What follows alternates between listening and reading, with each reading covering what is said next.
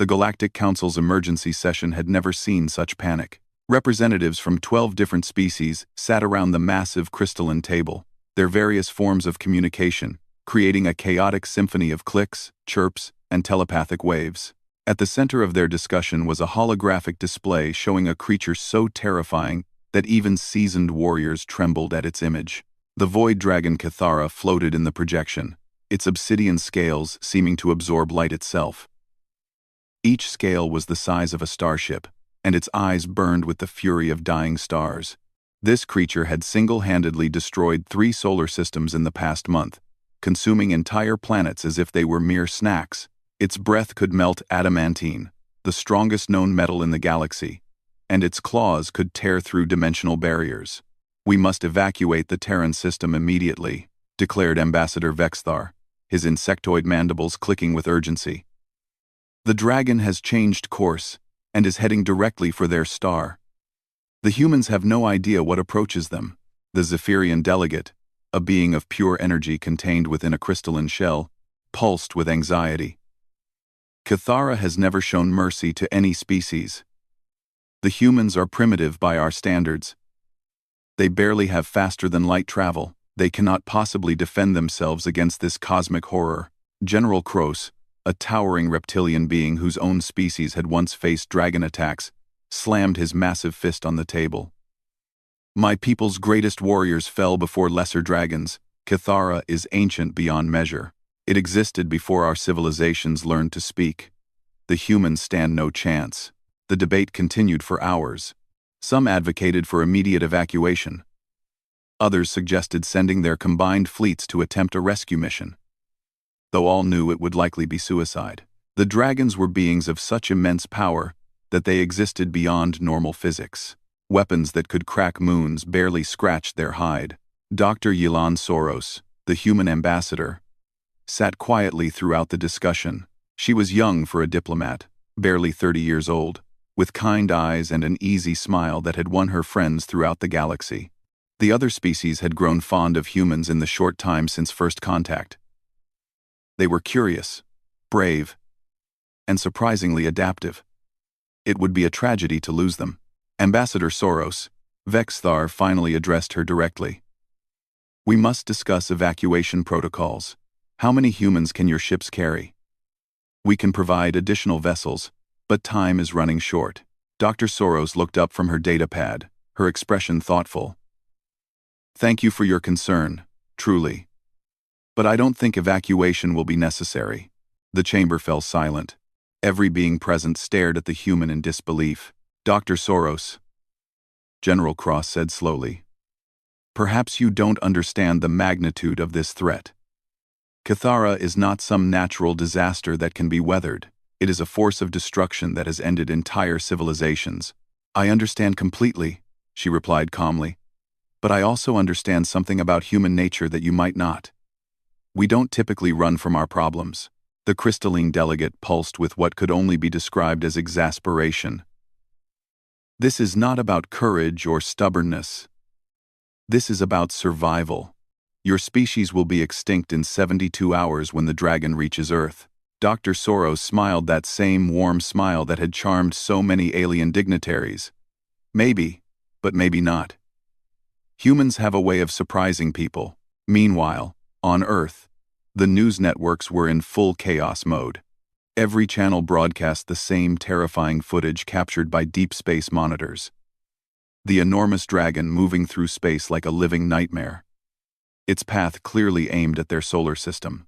In a small suburban house in Ohio, 8-year-old Emma Chen sat cross-legged on her bedroom floor, completely absorbed in her drawing. While the world panicked around her, she carefully colored in the scales of the dragon she had sketched. Her version looked less terrifying and more lonely somehow. "Emma, honey, come downstairs," her mother called. "We need to talk about what's happening." "Just a minute, Mom," Emma replied, adding another careful detail to her drawing. "I'm almost finished." Her parents, Dr. Michael Chen and Dr. Sarah Chen, both astrophysicists, sat in their living room watching the news with growing dread. They had been part of the team that first detected the dragon's approach. They knew better than most what was coming. The government is recommending that families stay together, the news anchor was saying. While evacuation is not currently possible, officials want to assure the public that every option is being explored. Michael muted the television and turned to his wife. "We should tell her," he said quietly. Sarah nodded, tears threatening to spill from her eyes. She deserves to know. When Emma finally came downstairs, her drawing clutched in her small hands, she found her parents looking unusually serious. "Sweetie," Sarah began gently, "you know how we've been studying the stars and space?" "Uh-huh," Emma nodded, settling into her father's lap. "Well, there's something very big coming toward Earth, something that might be dangerous." Emma looked down at her drawing, then back up at her parents. "You mean the dragon?"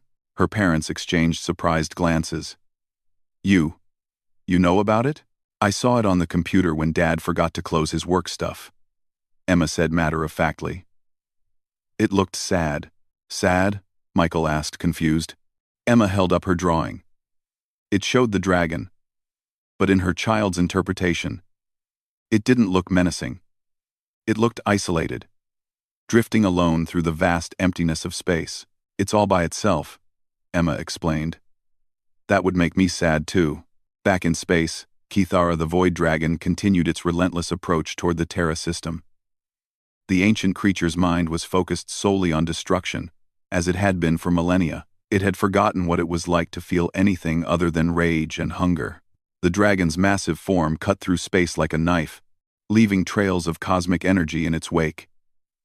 Planets trembled in their orbits as it passed. Space itself seemed to recoil from its presence. In the Galactic Council chambers, emergency alerts continued to stream in.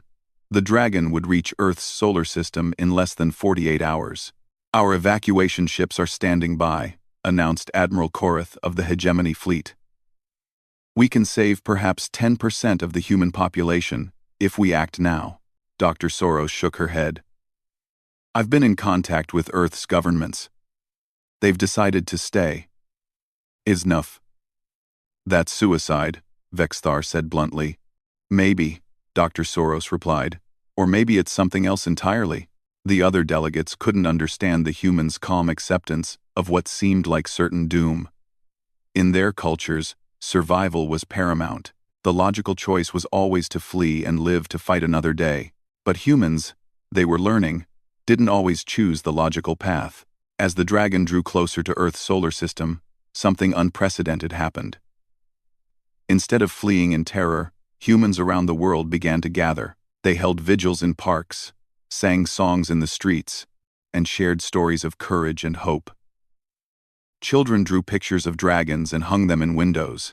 Most puzzling of all to the watching alien observers, many humans began to express something that their translators struggled to interpret.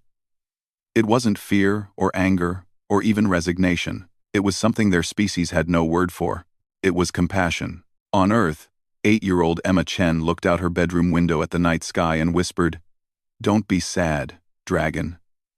Maybe you just need a friend." The dragon continued its approach, unaware that it was about to encounter something it had never faced before in its countless millennia of existence.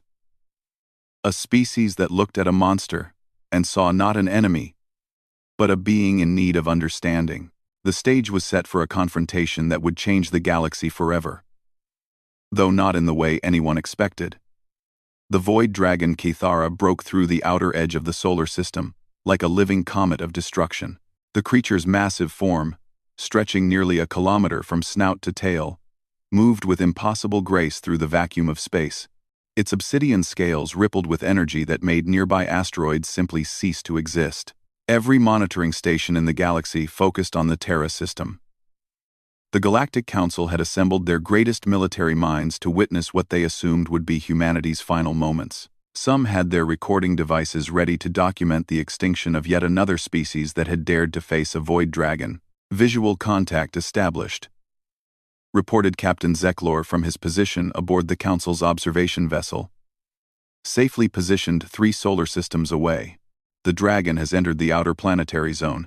It's moving past the gas giant they call Jupiter. Admiral Korath studied the tactical displays with growing dread. Energy readings are off the charts. This creature's power signature is unlike anything we've measured before. It's stronger than the one that destroyed the Kentari homeworld. On the observation deck, Dr. Soros stood quietly, her hands clasped behind her back as she watched the distant feeds. Other council members kept glancing at her, expecting to see fear or despair. Instead, they saw only calm determination. Ambassador, Vexthar approached her carefully. It's not too late. Our fastest evacuation ships could still reach Earth. We could save thousands. Dr. Soros smiled softly. You still don't understand, do you? Humans don't abandon their home. And sometimes, the most impossible situations require the most human solutions. The Dragon's approach triggered every defense system humanity had developed. Military satellites powered up their weapons, though everyone knew conventional armaments were useless. Nuclear missiles stood ready, though they would be like throwing pebbles at a mountain. But these weapons remained silent. Instead, Earth began to broadcast.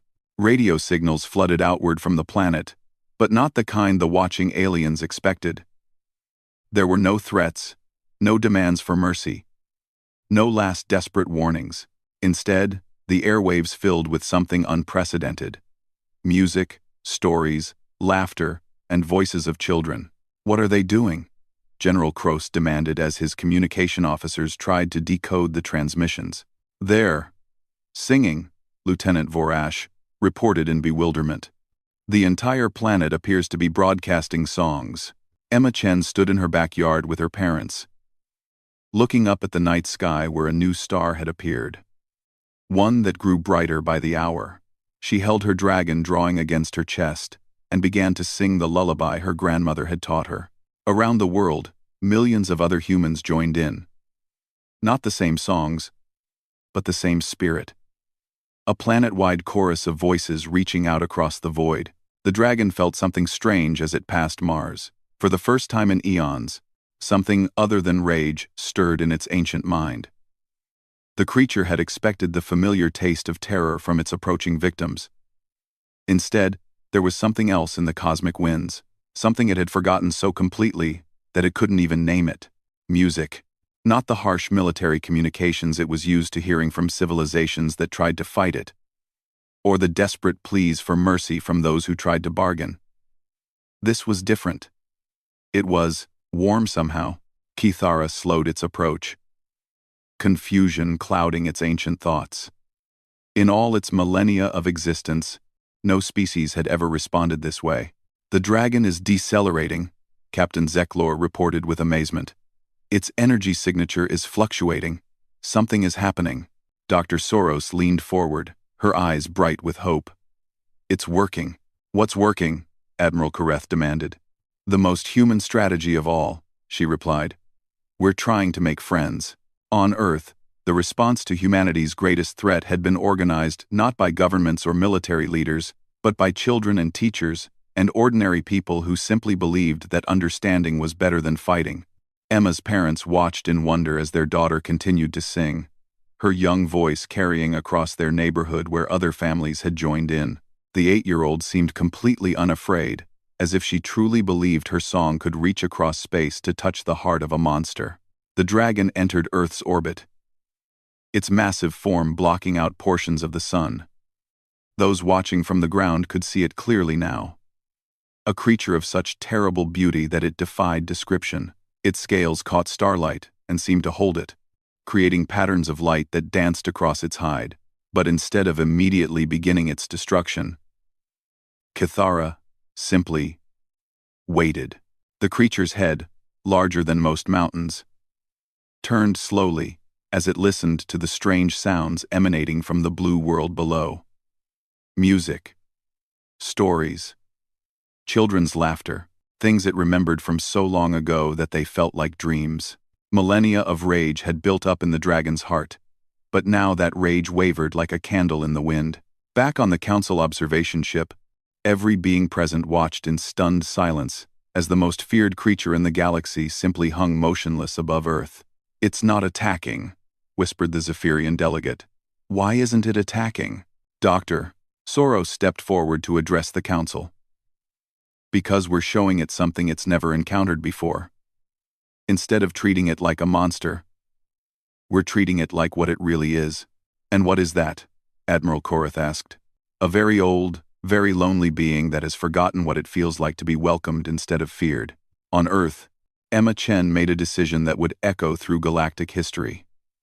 She tugged on her father's hand and pointed up at the enormous dragon silhouetted against the stars.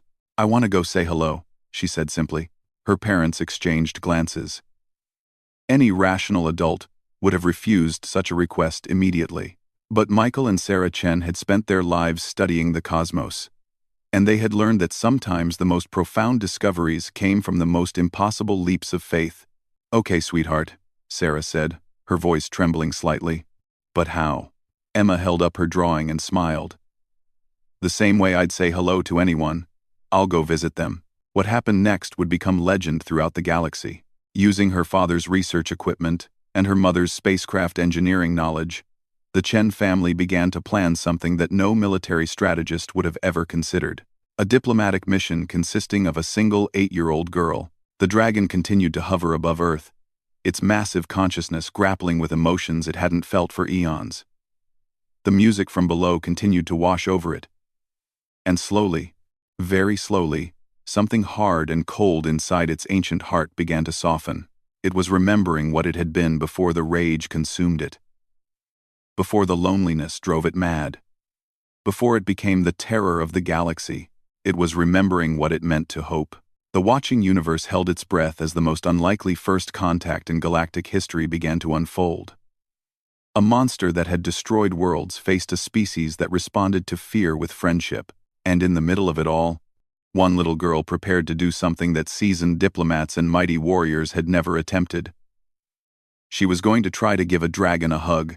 The stage was set for the most extraordinary meeting in the history of the galaxy, where the greatest weapon humanity possessed would prove to be the pure, fearless love of a child who believed that even monsters could be friends.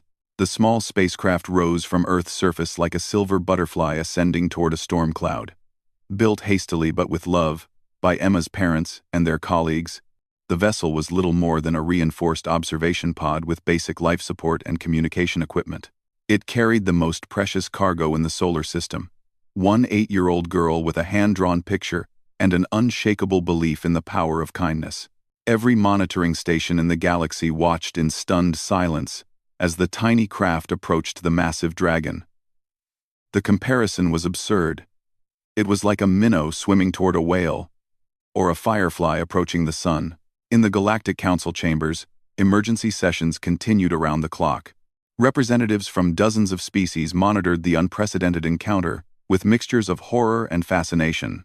This is madness, General Cross declared, his reptilian features twisted with anxiety. They're sending a child to face the most dangerous predator in the known universe. It's suicide, agreed Admiral Korath. The dragon will incinerate that craft before it gets within 1,000 kilometers.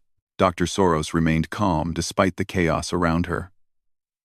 You're thinking like military strategists. Humans don't always think that way, especially our children. Sometimes the most illogical approach is exactly what's needed. Vex Thar's mandibles clicked nervously. But what can a single child possibly accomplish that our greatest warriors could not? Something that warriors can't do, Dr. Soros replied softly.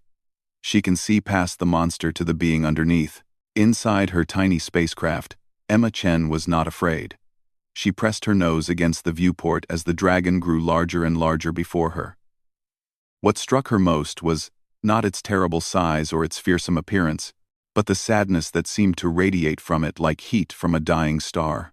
"Hello, dragon," she whispered to herself, practicing what she would say.